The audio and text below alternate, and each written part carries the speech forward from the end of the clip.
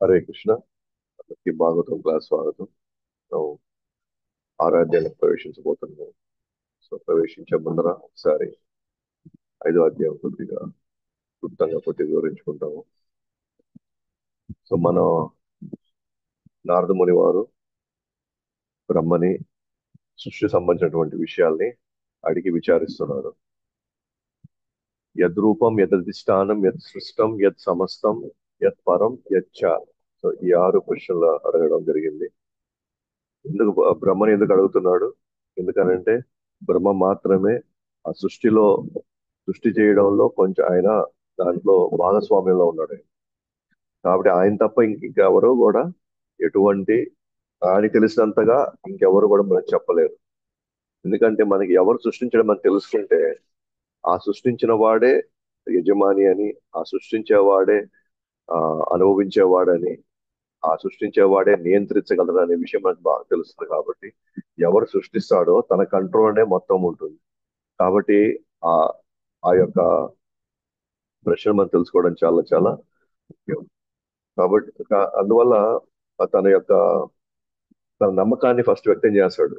బ్రహ్మే సమస్తాన్ని చూసుకుంటున్నాడేమో, బ్రహ్మే సృష్టికర్త ఏమో అనే భావంలో ఆయన నమ్మి నువ్వు మీరే మూలమని నేను నమ్ముతున్నానని చెప్తూ, కానీ అయినా మీరు ఎందుకు తపస్సు చేస్తున్నారన్న పాయింట్ అడిగాడు. అంటే మీకంటే ఇంకెవరో శక్తిమంతులు ఉన్నారని అడిగిన దానికి బ్రహ్మ ఏమంటున్నాడు అని అంటే, నాకు చాలా మంచి ప్రశ్న వేసావు, నా మీద దయ ఉంచి నాకు ఇంత మంచి ప్రశ్న వేసావు. అందరూ నన్ను భగవంతుడు అనుకుంటున్నాడు, కానీ భగవంతుడు ఎవరైతే ఉన్నారో ఆయన సృష్టించిన దాంట్లో నేను పునఃసృష్టిస్తున్నానే తప్ప నేను నాకు ఎటువంటి స్వతంత్రము లేదు, నాకు ఎటువంటి శక్తి సామర్థ్యం నా సొంతంగా నేను ఏమీ చేయట్లేదు. అంతా కేవలం భగవుడి యొక్క దయ మీద మాత్రమే ఇదంతా నడుస్తా ఉంది. ఆయనే ఈ సృష్టి స్థితి లయ ఈ మూడిట్లో 3 గుణాలు ఆయన స్వీకరించి ఆయన 2 రకాల సృష్టిని సృష్టిస్తాడు. ఒకటి కారణ సృష్టి, 2 కార్య సృష్టి. సో కారణ సృష్టిలో ముఖ్యంగా మన కారదక్ష విష్ణు తన యొక్క చూపుతో కాంతి కిరణాల్లో నుంచి ఆయన ద్రవ్య, తర్వాత క్రియ, తర్వాత మళ్ళీ ద్రవ్య, కాలము, తర్వాత జీవుడు, స్వభావము, కర్మ, ఈ 5 అంశాలని ప్రధాన అనే దాని మీద ఆయన ఆయన దృష్టి పెట్టినప్పుడు ప్రధాన మహతత్వగా రూపాంతరం చెందుతుంది. మహతత్వ అహంకారం కింద రూపాంతరం చెందుతుంది. ఈ క్రమంలో పూర్తిగా కలబడి వేసినటువంటి గుణాలు ఏవైతే ఉన్నాయో అవి క్రమక్రమంగా అవి బాగా ఆ, అభివృద్ధి చెంది స్పష్టంగా అవి కనబడుతున్నాయి అన్నమాట. సో అహంకారంలో భాగంగా ఉన్నప్పుడు ఏం జరుగుతుంది ఇక్కడ మనం గమనిస్తే గనక అహంకారంలో పూర్తిగా తమో గుణంతో నిండిపోయి ఉంది. కాబట్టి దాని నుంచి వచ్చేటువంటి సత్వ రజో తమో గుణాలు అక్కడ వాటిలోంచి వచ్చేటువంటి ఇంద్రియాలు, మనసు, బుద్ధి, ఇంద్రియ దేవతలు, ఆ తర్వాత పంచభూతాలు, ఇంద్రియాలు అంటే కర్మేంద్రియాలు, జ్ఞానేంద్రియాలు అన్నీ కూడా పూర్తిగా తమో గుణం నుంచి అవి బయటకు వచ్చాయి అన్నమాట. తమో గుణంలోంచి వచ్చినటువంటి సత్వ రజో తమో గుణాల్లో వాటిలోంచి ఇవి బయటకు వచ్చాయి. కాబట్టి ఈ ప్రకృతి అంతా కూడా తమో గుణంతోనే నిండిపోయి ఉంటుంది. అయితే మన తమో గుణంతో మన అందరం పుడతాము. అంటే ప్రకృతిలో భాగంగా మనం పుట్టినప్పుడు మనకి సరైన తల్లిదండ్రులు కానీ మనకు కానీ దొరికినట్లయితే వాళ్ళు మనకి భక్తి నేర్పించి పైకి సుకృతి వైపు నడిపిస్తారు. అదే మనకి ఆ సరైనటువంటి గురువు తల్లిదండ్రులు కానీ దొరకకపోతే మనం వికృతి వైపు నడిపిస్తాం. వికృతి అంటే ఇది జంతువు సమాజం అన్నమాట. జంతువు ఆలోచనలు, జంతువు స్వభావం ఉంటుంది. కాబట్టి పుట్టడంతో అందరూ తమలోనే పుడతాం. ఎందుకంటే మనం చూస్తాం చిన్నపిల్లలప్పుడు మనం ఏది తింటామో మనకు తెలియదు, ఏది పడితే నోట్లో పెట్టేసుకుంటాం. ఇది మంచిదా చెడ్డదా మనకి ఏమీ తెలియదు. ఎప్పుడు పడుకుంటాం మనకు తెలియదు, ఎప్పుడు లేస్తాం మనకు తెలియదు. అంటే ఒక విధంగా చెప్పాలంటే అది తమోగుణంలో ఉన్నటువంటి ఆ సమయం అన్నమాట. అది ఆ ప్రకృతి తమోగుణంలోనే ఎందుకంటే ఈ ప్రకృతి అంతా తమోగుణంతో నిండిపోయి ఉంది. సో ఇట్లాగా ఎప్పుడైతే అది జరిగిందో ఇట్లా 23 అంశాలు పూర్తిగా ఉన్నప్పుడు కూడా అవన్నీ కూడా ఒకదానికి వెళ్ళి కలుసుకోవన్నమాట. ఎప్పుడైతే భగవంతుడి యొక్క సృష్టి శక్తి లోపలికి ప్రవేశిస్తుందో అప్పుడు అన్ని కూడా కలుసుకుంటాయి. కలుసుకున్న తర్వాత కూడా వాటిల్లో దానికి తగినట్టుగా వాటికి ప్రాణం ఉండదు. అప్పుడు 1000 సంవత్సరాల తర్వాత గర్భదక్షాయి విష్ణువు లోపల ప్రవేశించిన తర్వాత వాటికి ఆ ప్రాణాన్ని ఆ శక్తిని ఇస్తాడు అన్నమాట. కదిలే శక్తిని ఇస్తాడు. వాటంతట అవే పనిచేసుకునేటట్టుగా వాటికి కావాల్సిన శక్తిని ఇస్తాడు.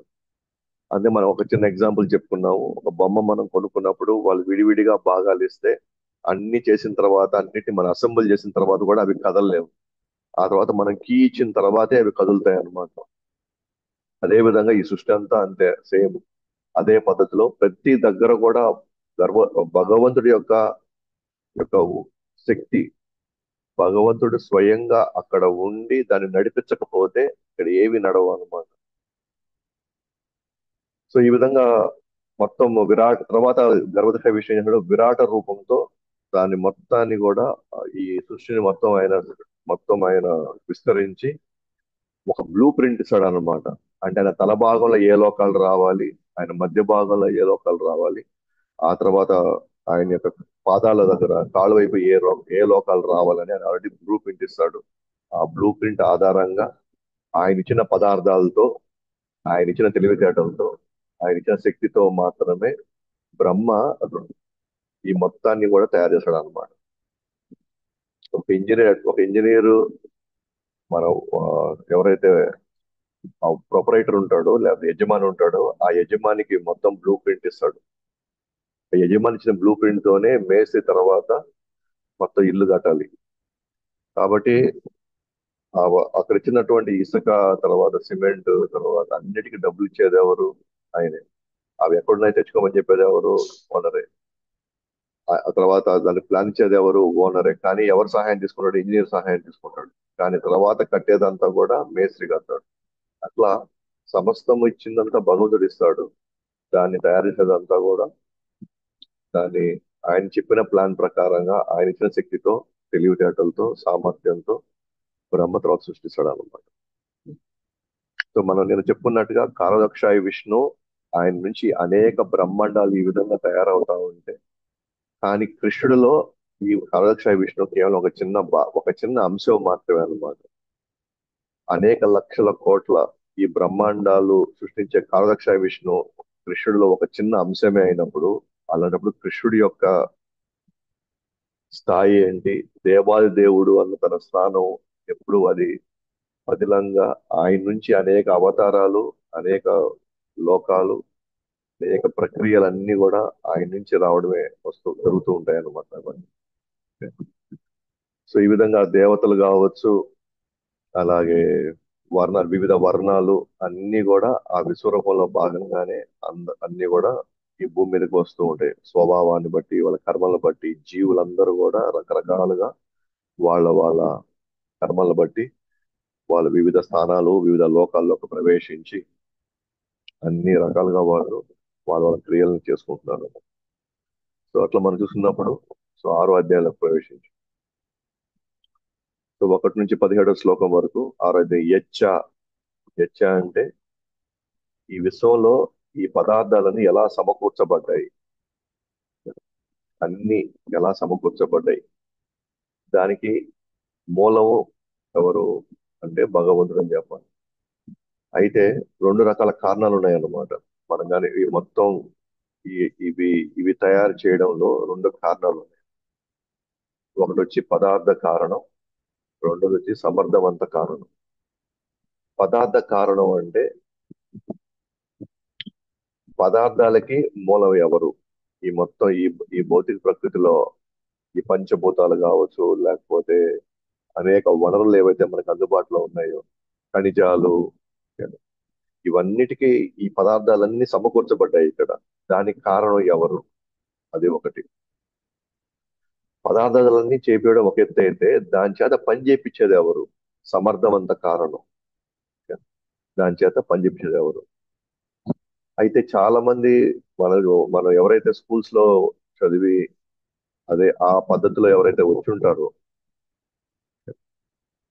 అందరూ సైన్స్ ఏం చెప్తుంది మనకి? ఇదంతా ప్రకృతే చేస్తుందిలే, ప్రకృతిలోనే అన్ని రకాలుగా లోపల అనేకమైనటువంటి నియమ నిబంధనలు, నియమాలు, అదే గ్రావిటేషన్ లా, కెమికల్ లాస్, ఫిజికల్ లాస్ అన్ని ప్రకృతిలోనే ఉన్నాయి. అవన్నీ కూడా ప్రకృతే ఆటోమేటిక్ గా అన్ని అవే చేసుకుంటుంది అని చెప్పి ఇప్పుడున్నటువంటి జనరేషన్ కి సైన్స్ అది చెప్తుంది అనమాట. ఎవరు కారణం లేదు ఇక్కడ, ప్రకృతి దానంతటా అదే అన్నిటినీ తయారు చేసుకుంటుంది. అంతేగాని ఇక్కడ ఎవ్వరు కూడా భగవంతుడు అనేవాడు లేడు, వేరే కారణం ఏం లేదు. ఇక్కడ జరిగేటువంటి అనేక ఆ, పరిణామాలన్నీ కూడా ప్రకృతి చేసుకుంటూ వెళ్తుంది. ఇంక దీని వెనకాల ఇంకెవరూ లేరు. అంటే ఒక తెలివైనటువంటి ఒక వ్యక్తి ఎవరూ లేరు ఇక్కడ. అంటే భగవంతుడు అనేవాడు ఇంకే శక్తి కూడా ఇక్కడ లేదు అని అది నిరూపించడానికి ప్రయత్నిస్తుంది అనమాట. ఇప్పుడు ఉదాహరణకి మీరు కుమ్మరి వాళ్ళు తీసుకున్నారు అనుకోండి.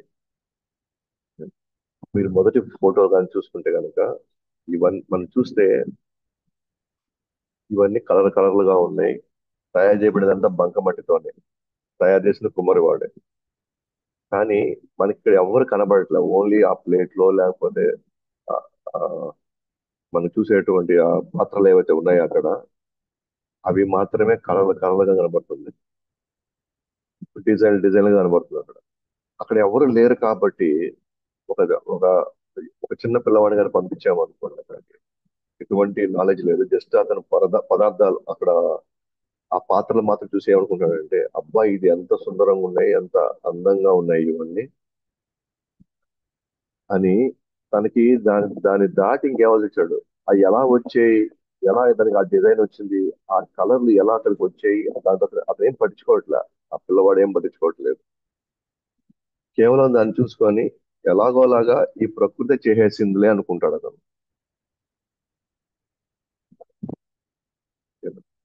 అంటే ఇప్పుడు మన సైంటిస్టులు చెప్తారు కదా, ఇప్పుడు ఎలా చెప్తున్నారు అంటే ఈ గ్రహాలు ఎక్కడి నుంచి వచ్చాయంటే ఏమో ఒకప్పుడు ఏదో ఒక చిన్న మెరుపు వచ్చి ఉంటుంది, లేకపోతే ఒక ఒక ఒక చిన్న రియాక్షన్ జరిగి ఉంటాయి. కాలక్రమంలో ఎక్కడో ఇవన్నీ కలిసిపోయి ఉంటాయి. అవే గ్రహాల కింద మారిపోయినాయి అని ఎట్లాగైతే ఒక అమాయకంగా చెప్తున్నారో. ఎందుకంటే దీని వెనకాల ఒక తెలివైనటువంటి ఒక శక్తివంతమైనటువంటి ఒక వ్యక్తి ఉన్నాడని ఏ భావం లేకుండా ఒక చిన్న పిల్లవాడిలాగానే ఇవన్నీ ఎట్లా తయారయ్యాయంటే వాటిదంతా అవే తయారైపోయినాయి. ఏదో వర్షం వాటిదంతా అదే పడిపోతుంది. చూడు వాడు ఆయనే తయారైపోయింది ఎట్లాగైతే తనకు తాను చెప్పుకుంటాడు. ఇక్కడ కూడా చిన్న పిల్లడు అలాగే అనుకుంటాడు. అబ్బాయి ఇవన్నీ ఎట్లా తయారయ్యాయంటే ఏమో ఏదైనా జరిగి ఉండొచ్చు ఇక్కడ ఈ ఈ ప్రాంతంలో ఏదైనా విపరీత వర్షం పడుతూ బంకమట్టి లోపల నుంచి బయటకు వచ్చి ఉండొచ్చు. అదే తెలుసుకోకుండా ఏదో ఒక సందర్భంలో ఆ నీళ్ళ ప్రవాహాలు ఎక్కడో ఒక చిన్న చిన్న ఇట్లాంటి పాత్రలు తయారైపోయి ఉండొచ్చు. ఏదో ఒక సందర్భంలో అక్కడికి కలర్లు వచ్చేసి ఉండొచ్చు. వచ్చి ఈ ఈ పాత్రలన్నీ తయారై ఉండొచ్చు. అంటే తన అమాయకమైనటువంటి తనకు ఉన్నటువంటి ఆ తెలివితేటలతో ఆయన తనకు తెలియదు. తను ఏమనుకుంటాడంటే దీనికి కారణం అంతా ఈ ప్రకృతి అనుకుంటాడు. కానీ దీని తర్వాత మరి కానీ దీనికి మూలంలోకి వెళ్తే మనకి ఏం కలుగుతుందంటే లేదు, ఈ విధంగా ఎవరో ఆ, ఇలా తయారు చేశారన్న విషయం మనకు తెలుస్తుంది. నెక్స్ట్ ఫోటోకి వెళ్తే అలా అలా దాన్ని ఆ చక్రాన్ని తిప్పి తిప్పి తిప్పి మధ్యలో బంకమట్టి పెట్టి ఆ బంకమట్టిలో నుంచి అది తయారు చేసి అది రకరకాలటువంటి ఆకారాలు చేస్తూ ఉన్నది. కొంచెం ఎదిగినటువంటి తెలివితేటలు ఉన్నవాడు నెక్స్ట్ అర్థం చేసుకుంటాడు. కాకపోతే ఇక్కడ కానీ గమనించామనుకోండి, కొంతమంది ఇక్కడ వరకే చూస్తారు అనమాట. ఎక్కడ వరకు చూస్తారు అని అంటే ఆ కర్ర మాత్రం వాళ్ళకి కనబడుతుంది అంతే. ఆ కర్రతో ఆ చక్రం తిరుగుతూ ఉంటే ఆ కర్ర ఆ చక్రం తిప్పడం వల్లనే ఆ చక్రంలో నుంచి ఆటోమేటిక్ గా ఈ బంకమట్టి వచ్చేస్తుందేమో అనుకుంటాడు. ఈ బంకమట్టి ఈ షేపుల్లోకి వెళ్తుందేమో, ఈ ఆకారంలోకి వెళ్తుందేమో అని కొంతమంది అనుకుంటారు. వాళ్ళు ఏమనుకుంటారంటే కారణం ఎవరు అనుకుంటారంటే వాళ్ళు వచ్చి ఈ కర్ర కారణం అనుకుంటారు వాళ్ళు. కొంతమంది ఆ కర్ర వచ్చి ఈ చక్రం తిప్పడం వల్ల ఆ చక్రంలో మధ్యలో ఆ బంకమట్టి ఉంది కదా, ఆ స్పీడ్ కి అది మొత్తం తయారవుతుందేమో అనుకుంటాడు. కానీ వాస్తవానికి కొంచెం ఎదిగినటువంటి వ్యక్తులు ఏం ఆలోచిస్తారంటే కాదు, అక్కడ ఒక మనిషి వచ్చి ఆ చక్రం తిప్పితే ఆ తర్వాత ఆ చక్రం అది ఆ కర్రను పక్కనే పెట్టి తర్వాత తన చేతులతో తాను తనకు కావాల్సిన విధంగా ఆ యొక్క ఆకారాన్ని లేదా రూపాన్ని తాను తయారు చేసుకుంటాడు అనే విషయం తెలుస్తుంది. సో మనం అందరం ఏమనుకుంటామంటే ఈ పదార్థ కారణం ఏదైతే అనుకుంటామో ఇదంతా ప్రకృతే అన్ని చేసుకుంటుంది. దీంట్లో ఉన్న వనరులే వీటంతటా ఇవే అవి తయారైపోయేసి వీటంతటా ఇవే మనకి అద్భుతంగా ఈ ప్రకృతి మనకు కావాల్సినవని అందిస్తుంది అనుకుంటాం. కానీ దీని వెనకాల ఒక తెలివైనటువంటి సమర్థవంతమైన శక్తివంతమైనటువంటి దేవాది దేవుడు శ్రీకృష్ణుడు భగవంతుడు అనే భావన వాళ్ళకి కలగదన్నమాట. కాబట్టి తయారు చేయ విధానంలో పదార్థము మరియు సమర్థవంత కారణాలు, రెండు కారణాలు ఉన్నాయి.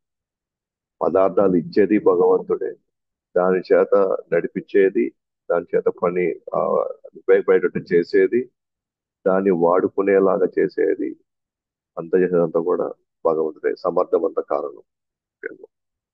కాకపోతే మనకి ఆ స్థాయి తెలివితేటలు ఉండి దాన్ని అర్థం చేసుకునే స్థితిలో మనం లేవు కాబట్టి, లేదా మనకి అసూయతో ద్వేషంతో భగవంతుడు అనే వ్యక్తిని ఇక్కడ ఎవ్వరికి మనకు తెలియకుండా చేసి మనమే గొప్ప వాళ్ళమని చెప్పుకోవడానికి మనము ఆ, వివిధ కారణాలు చెప్తాం అనమాట.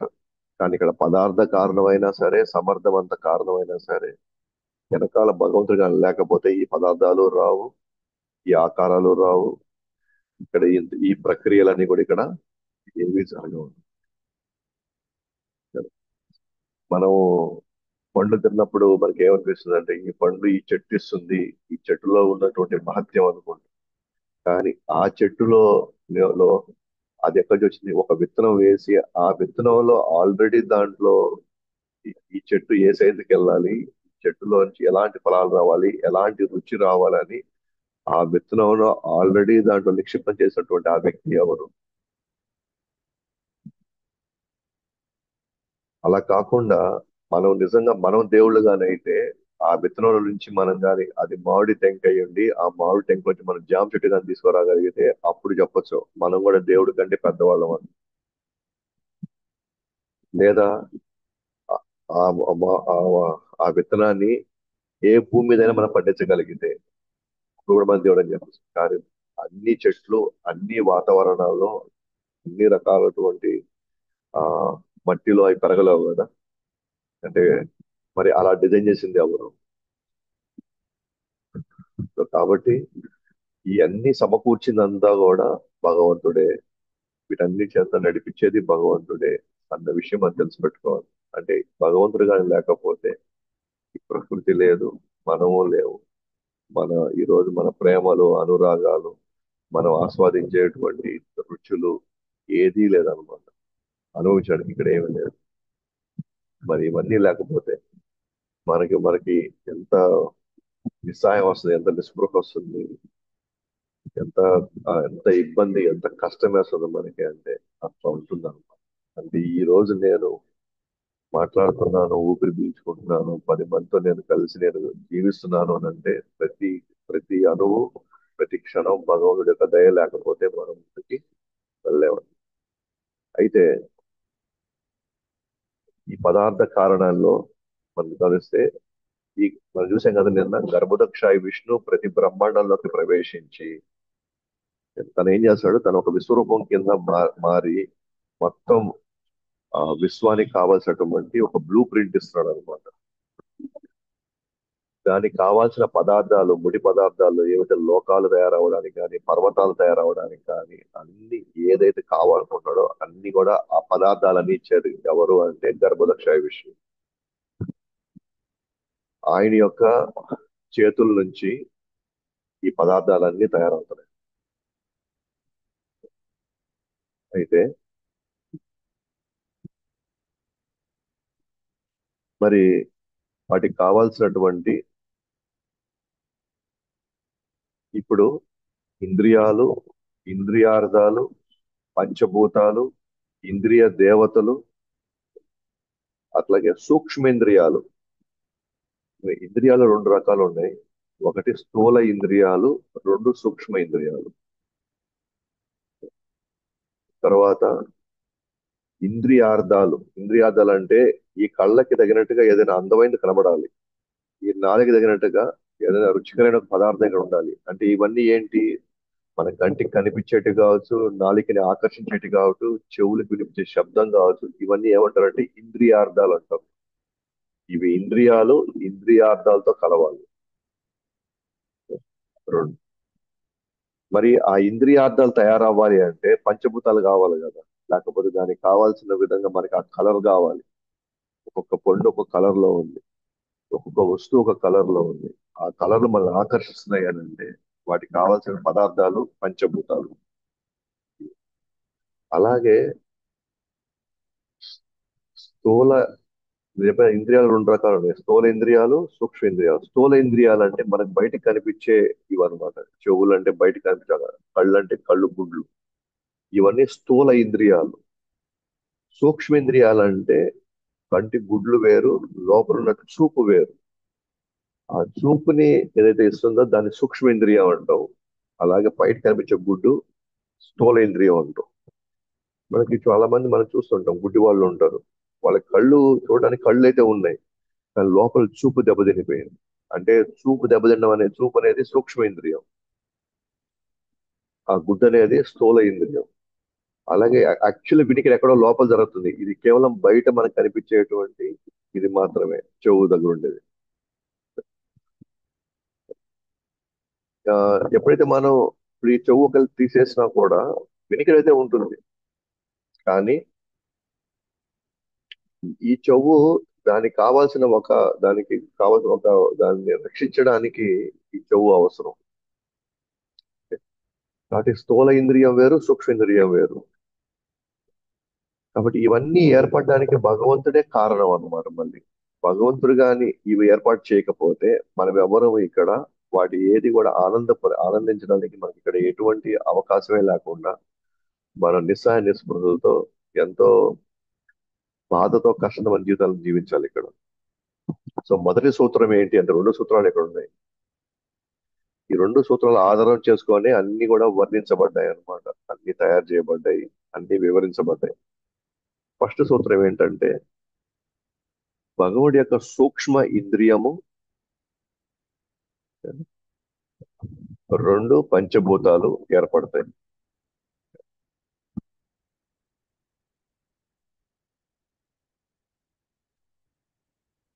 భగవుడి యొక్క సూక్ష్మ ఇంద్రియము ప్లస్ దాని యొక్క ఇంద్రియార్థము,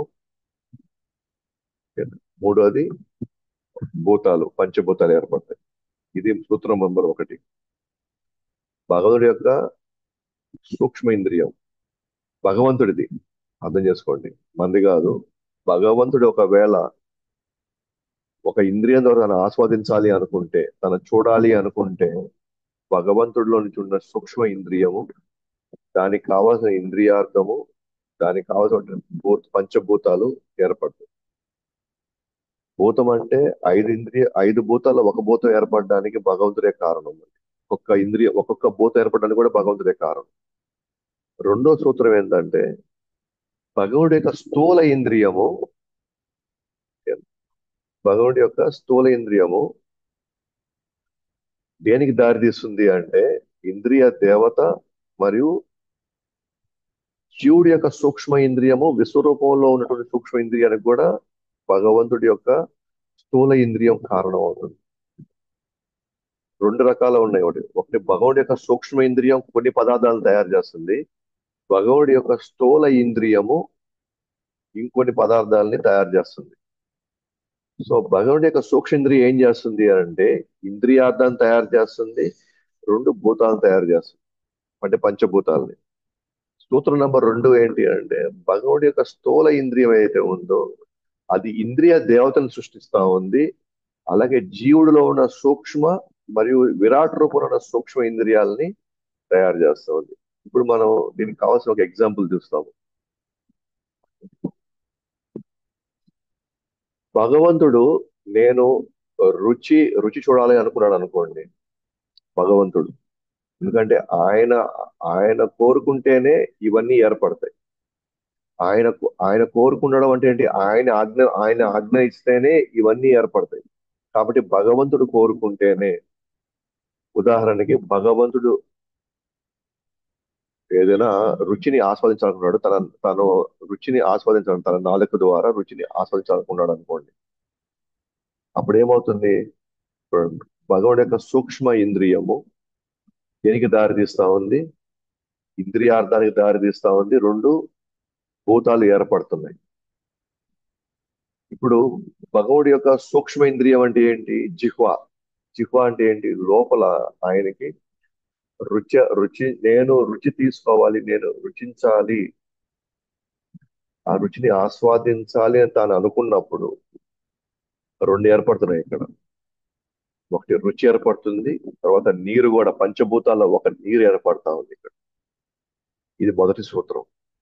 భగవంతుడు నేను రుచిని ఆస్వాదించాలి అని తను అనుకున్నప్పుడు ఆటోమేటిక్ ఇక్కడ రెండు పదార్థాలు ఏర్పడుతున్నాయి.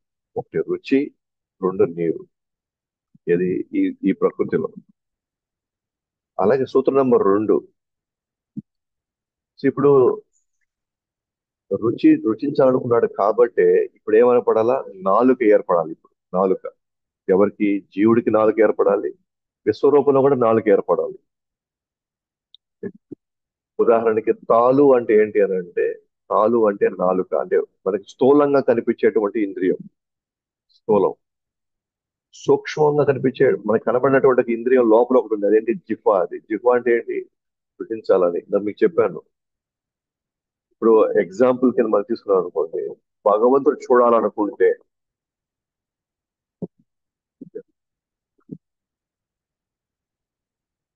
ఇంద్రియార్థం ఏమేర్పడుతుంది అంటే రూపం ఏర్పడుతుంది. అది చూడాలంటే ఏం కావాలా? ఆ పంచభూతాల్లో గాలి, నీరు, నిప్పు, ఆకాశం, అగ్ని. అగ్ని కావాలి అంటే కనబడడానికి అగ్ని కావాలి కదా, అంటే రూపం కనబడాలంటే ఏం కావాలా? వెలుగు కావాలి. కాబట్టి భగవంతుడు గాని చూడాలనుకుంటే, అంటే అదే ఎగ్జాంపుల్ గాని తీసుకుంటే ఇక్కడ భగవంతుడు చూడాలనుకున్నప్పుడు ఏమవుతోందంటే ఆయన సూక్ష్మ ఇంద్రియం ఏంటి? చూ దృష్టి. బయట ఇంద్రియార్థం ఏర్పడుతుంది అంటే ఆ దృశ్యం, అంటే రూపం కనబడుతుంది. రుచి బదులు రూపం వస్తుంది, ప్లస్ నీరు బదులు అక్కడ ఏమొస్తుంది? అగ్ని వస్తుంది. పంచభూతాల్లో ఒక భూతం ఏర్పడుతుంది అక్కడ.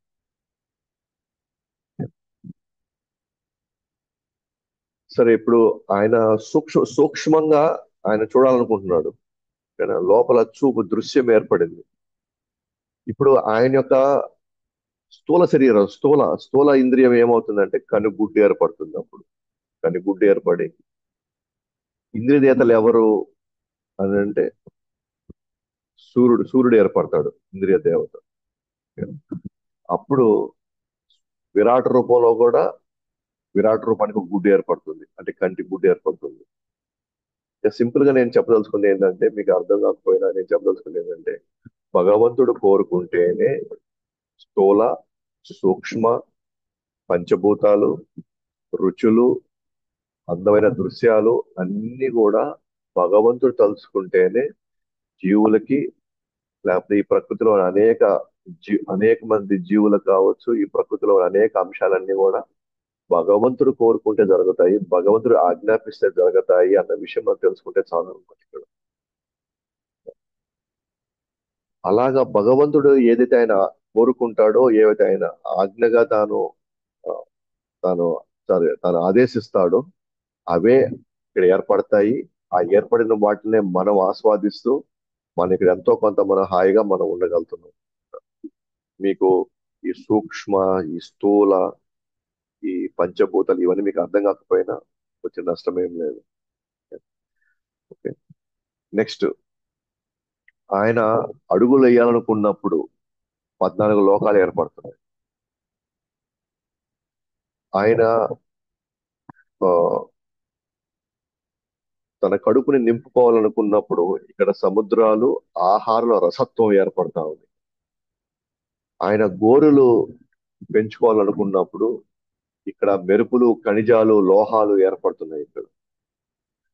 ఆయన రక్తనాళాలే ఇక్కడ నదులు, సెలయేర్లుగా ఇక్కడ అన్ని కూడా మనకు కనబడుతున్నాయి. ఆయన ఎముకలే ఇక్కడ పర్వతాల్లాగా మనకు కనబడుతున్నాయి. ఇదంతా ఏంటంటే విశ్వరూపంలో, విరాట్ రూపంలో ఉన్నటువంటి ఆ ఆకారాలకి మనకి ఇక్కడ భూమి మీద ఈ ప్రకృతిలో మనకు కనిపించేటువంటి వస్తువులు ఇవన్నీ కూడా. అంటే సింపుల్ చెప్పాలంటే భగవంతుడు తలుచుకుంటున్నాడు, దానికి తగినట్టుగా అన్ని రకాలటువంటి అవయవాలు, ఇంద్రియాలు, పదార్థాలు, దానికి కావలసిన ప్రక్రియలు అన్ని కూడా భగవుడి యొక్క ఆజ్ఞ మేరకే జరుగుతున్నాయి అన్న విషయం మనం తెలుసుకుంటే చాలు. అందుకే మీకు స్టార్టింగ్ ఒకటి చెప్పాను, అందరూ చూసేటువంటి పదార్థాలు, మనం అనుభవించేటివన్నీ కూడా అవి తెలియకుండానో ఆటోమేటిక్ గా ఇక్కడ ఏమి జరగట్లే. భగవంతుడు ఈ మొత్తం ప్రకృతిని కీచి వదిలాడు. కాలం కాలం అనే కీచి వదిలాడు కాబట్టి ఆ కీ కాలం ఎంత వరకు ఉంటుందో అంతవరకు ఈ కీ నడుస్తూ ఉంటుంది. దానివల్ల ఈ ప్రక్రియలన్నీ నడుస్తూ ఉంటాయి ఇక్కడ.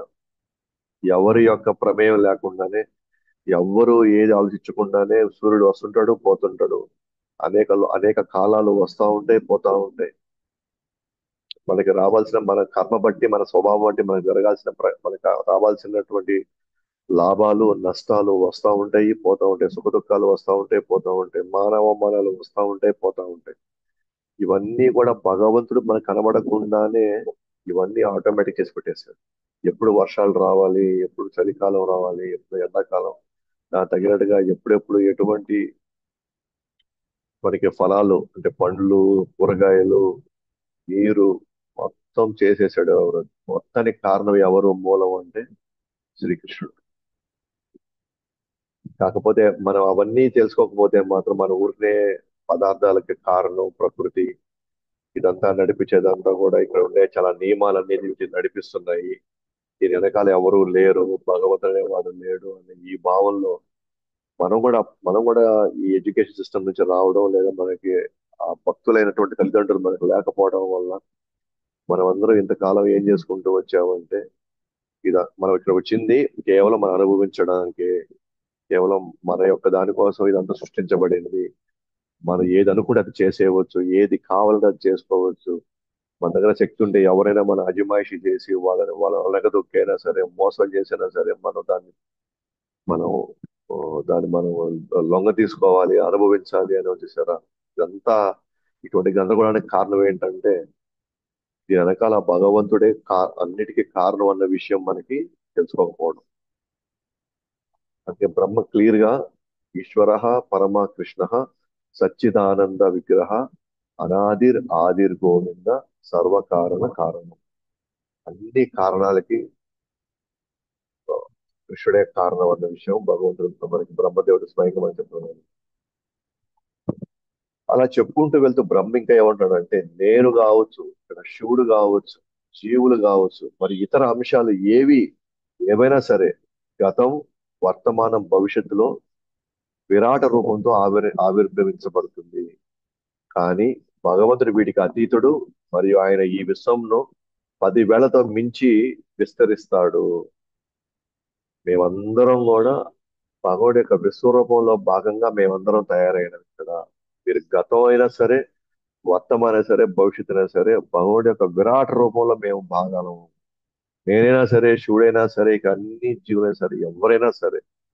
అంటే భగవంతుడు కృష్ణుడు ఆ స్థాయిలో సమస్తాన్ని ఆయన ఆధీనంలో పెట్టుకుంటున్నాడు. ఆయనే మూలము, ఆయనే భోక్త, ఆయనే నియంత, అది నియమకారుడు ఆయనే. సో ఆయనే సమస్తాన్ని కూడా పోషించేవాడు, సృష్టించేవాడు, తర్వాత లయసేవాడు కూడా ఆయనే అని బ్రహ్మ స్వయంగా ఇక్కడ చెప్తున్నాడు. అందుకే 10వ అధ్యాయం 8వ శ్లోకంలో కృష్ణుడు అన్నాడు, అహం సర్వస్య ప్రభవో మత్త సర్వం ప్రవర్తతే ఇతి మత్వ భజంతే మాం బుధాభావ సమస్తము నా నుండే వచ్చాయి అని అన్నాడు. అని అంటే భాగవతం దానికి వివరణ ఇస్తుంది. సమస్తం నాలోనే వచ్చాయంటే కృష్ణుడు తన అంశమైనటువంటి కారదక్షాయ విష్ణువు, మహావిష్ణువు నుంచి సమస్తం వస్తాయి. ఇవన్నీ కూడా భగవంతుడిలో ఒక చిన్న అంశం మాత్రమే ఇవన్నీ కూడా. కాబట్టి ఆయన ఈ విశ్వంలో లోపల మరియు బయట వాయు శక్తితో నింపడం వలన భగవంతుడే సమర్థవంత కారణం కూడా అయ్యాడు. పదార్థ కారణం కాదు, సమర్థవంత కారణం. నడిపించేది కూడా భగవంతుడు. పదార్థాలు తీసుకుని వచ్చి అన్ని అమర్చడం భగవంతుడే. ఓకే, అలాగే దాని చేత నడిపించడం కూడా భగవంతుడే సమర్థవంత కారణం.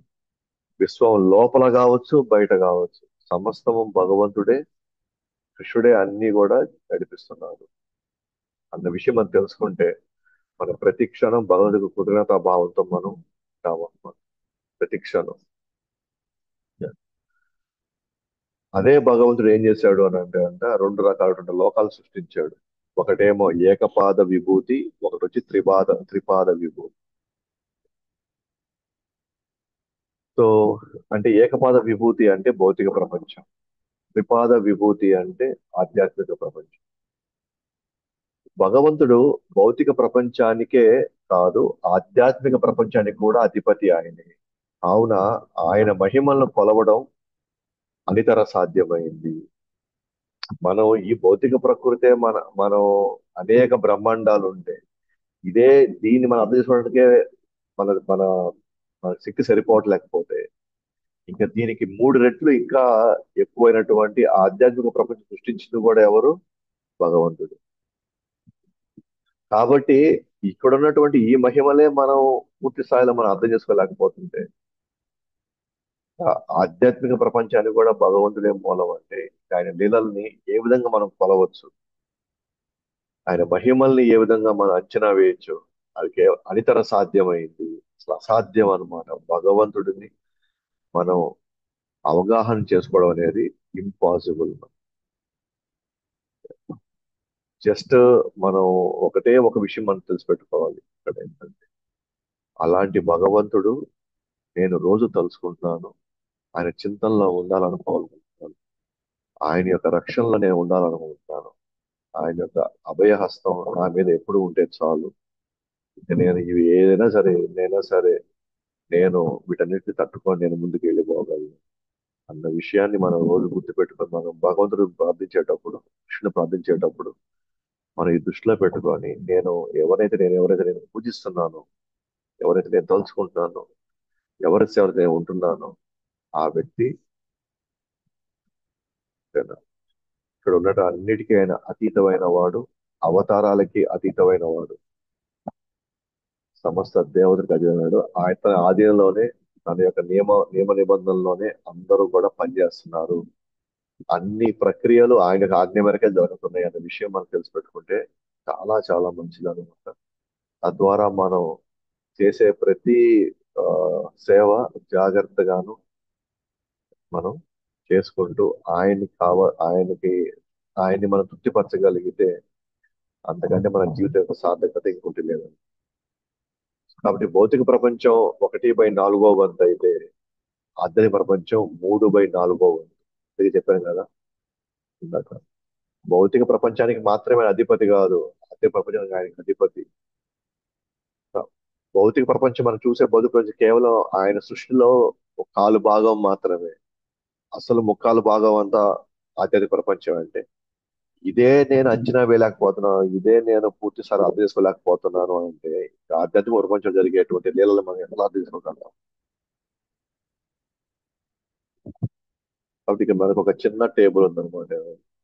చూసుకొని మనం ఈరోజు మిగతా రేపు చూద్దాము.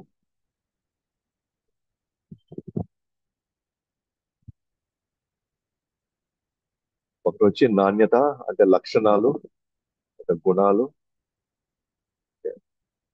క్వాలిటీస్ అన్నమాట.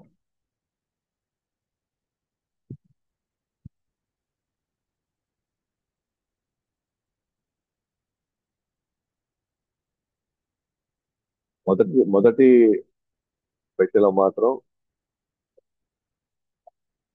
ఆ, లక్షణాలు లేదా గుణాలు. రెండో దాంట్లో మాత్రం భౌతిక ప్రపంచం అంటే ఏకపాత విభూతి. మూడో దాంట్లో మాత్రం త్రిపాద విభూతి.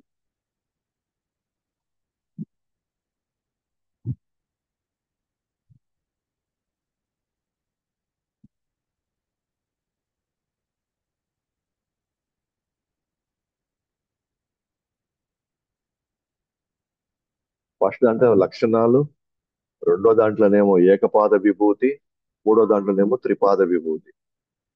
అంటే ఏకపాద విభూతి అంటే ఏం లేదంటే భౌతిక ప్రపంచం గురించి, త్రిపాద విభూతి అంటే ఆధ్యాత్మిక ప్రపంచం గురించి. అసలు ఈ లక్షణ అంటే మొదటి గడిలో ఉండేవన్నీ లక్షణాలు అన్నమాట. ఈ లక్షణాలు భౌతిక ప్రపంచంలో అయితే ఎలా ఉంటుంది, ఎలా వాటి ప్రభావం ఉంటుంది, త్రిపాద విభూతిలో వాటి ప్రభావం ఎలా ఉంటుంది, లక్షణాల యొక్క ప్రభావం.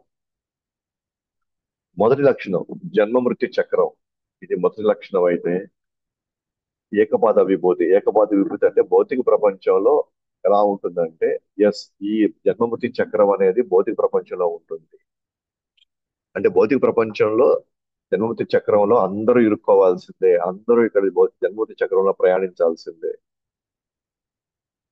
మనం అర్థం చేసుకోవాల్సింది ఏంటంటే దేవతల యొక్క లోకాలు కూడా భౌతిక ప్రపంచమే. ఎందుకంటే బ్రహ్మాండంలో 14 లోకాల్లో కొన్ని లోకాలు దేవతలు ఉన్నాయి కదా, అంటే వాళ్ళు కూడా భౌతిక ప్రపంచమే. అంటే జన్మ మృత్యు జర వ్యాధి అనేది ఈ నాలుగు అన్ని లోకాల్లో ఉంటుంది భౌతిక ప్రపంచం. అదే త్రిపాద విభూతులే. అంటే త్రిపాద విభూతి అంటే ఏంటి? ఆధ్యాత్మిక ప్రపంచం. దీంట్లో మాత్రం జన్మమృతి చక్రం ఉండదు.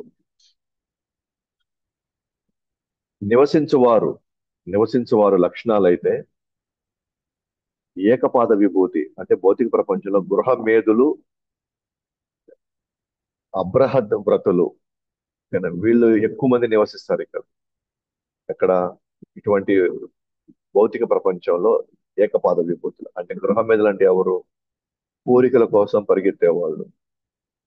అబ్రహద్ వ్రతులు అంటే ఎవరు అని అంటే వాళ్ళు నాస్తికవాదులు, అసలు భగవంతుడు అంటే ఏమాత్రం అవగాహన లేని వాళ్ళు. సో వీళ్ళంతా ఎక్కువ భౌతిక ప్రపంచంలో ఉంటారు.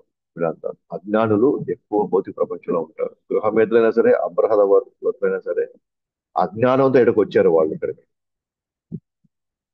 కానీ త్రిపాద విభూతిలో అక్కడ అసలు జన్మంటూ అనేది ఏమీ లేదు అక్కడ. అంటే అక్కడంతా ఉండేదంతా ఎవరు అంటే అక్కడంతా కూడా ఆధ్యాత్మికవేత్తలు ఉంటారు. దివ్య దివ్య స్థితిలో ఉండేటువంటి వాళ్ళు అక్కడ ఉంటారు. వాళ్ళకి ఎటువంటి జన్మ అనేది అక్కడ ఉండదు. నివసించేవారు అక్కడంతా కూడా భక్తులు ఉంటారు అక్కడ. త్రిపాద విభూతిలో భక్తులు ఉంటారు. భగవంతుడి యొక్క ఆజ్ఞల్ని నిరంతరం పాటించే వాళ్ళు ఉంటారు అక్కడ. కానీ ఏకపాద విభూతిలో గృహమేధులు, అపరాధ వ్రతులు వీళ్ళంతా కూడా అంటే భగవంతుడి ఆజ్ఞని ఉల్లంఘించే వాళ్ళు ఇక్కడ ఉంటారు. భగవాన్ యొక్క పక్షపాతం చూపిస్తాడు అంటే ఎస్, కొంచెం పక్షపాతం చూపిస్తాడు. అంటే ఏకపాద విభూతిలో ఉన్న వాళ్ళ మీద అంత పక్షపాతం ఉండదు. అంటే వాళ్ళని వాళ్ళ కర్మకే వదిలేస్తాడు.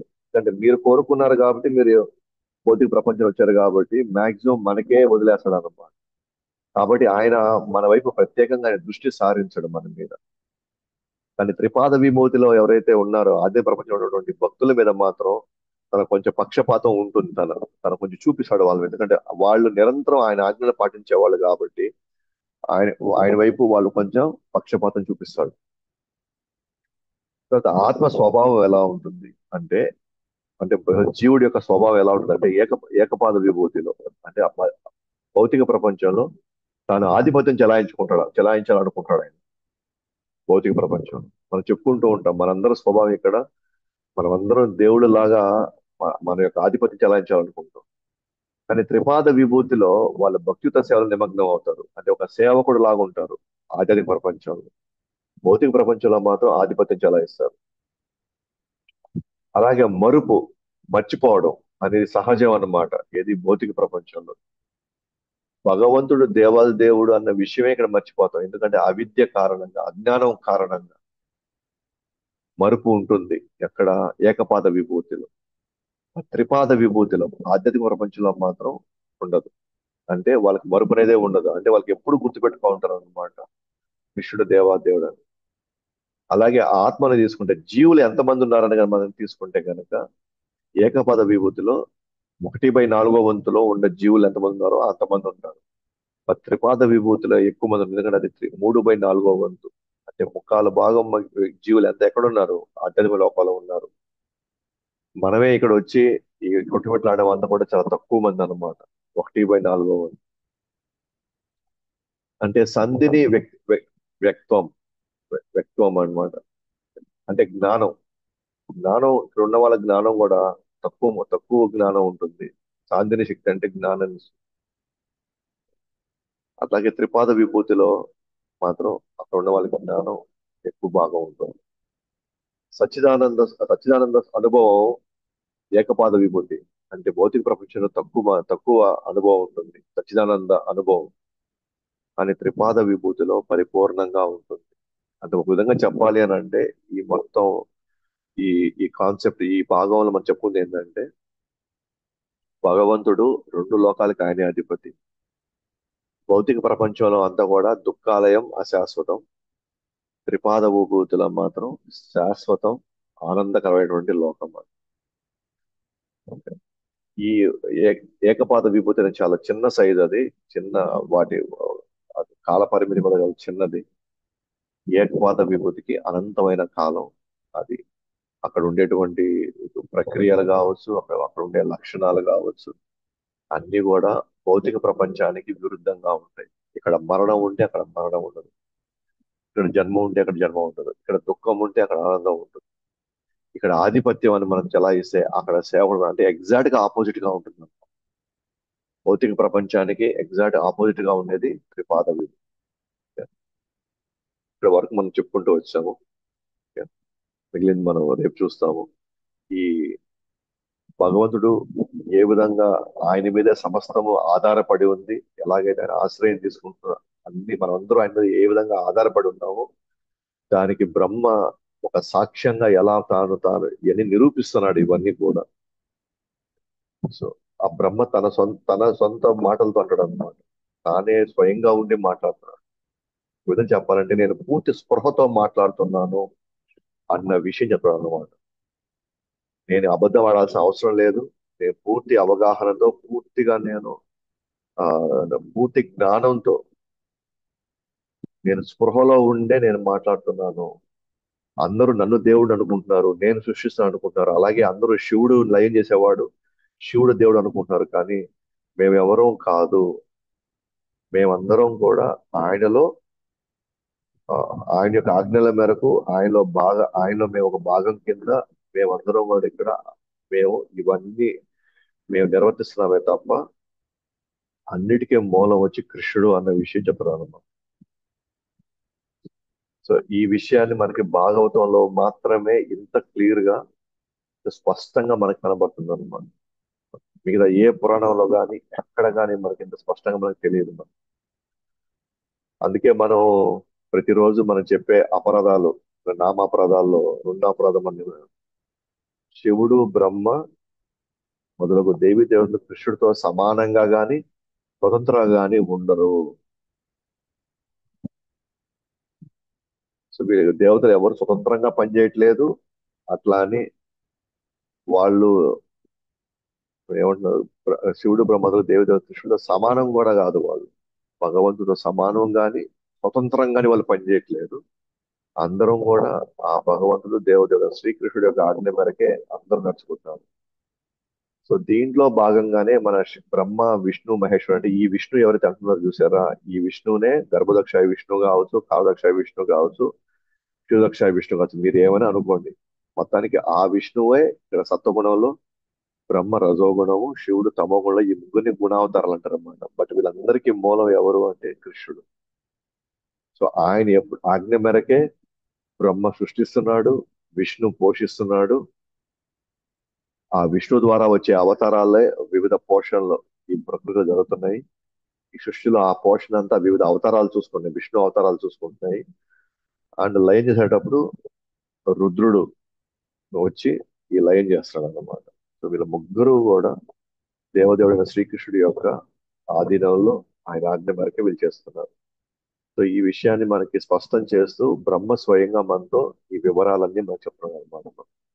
అర్థమైందండి. సో కాబట్టి మిగిలినవన్నీ కూడా రేపు కొంచెం బ్రహ్మ తాను నారదుడు అడిగిన ప్రశ్నలకి ఏం చేస్తున్నారు మీరు, భగవంతుడు మీరు కాదా అంటే నేను కాదు భగవంతుడు, మేమందరం కూడా ఈ పద్ధతిలో మేము ఈ సృష్టిలో వివిధ భాగాలను ఆ మేము నడిపిస్తున్నాము. అది కూడా కృష్ణుడి యొక్క ఆజ్ఞ మేరకే అన్న విషయం స్పష్టం చేయడానికి తాను ఇంకొన్ని వాక్యాలు, కొన్ని విషయాలు రేపు మనం చర్చించుకుంటాం అన్నమాట.